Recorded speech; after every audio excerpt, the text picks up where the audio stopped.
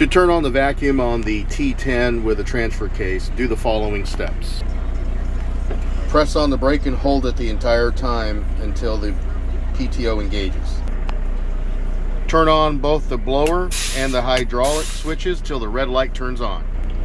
Engage the transmission to drive until it says 4-4. Then release the brake. Move the selector valve from neutral to vacuum. Turn on the remote on-off, the water pump remote and the RPM remote at once. Turn on the remote control by holding down red, holding down green, releasing red, then releasing green.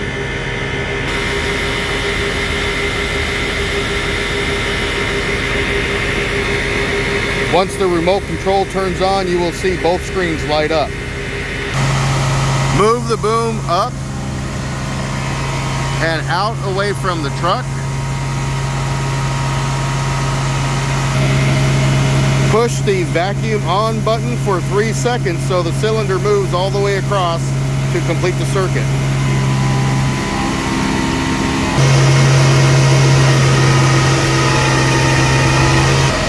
At this point, you should have vacuum suction coming through the hose, and you would put on your suction tube and then throttle up.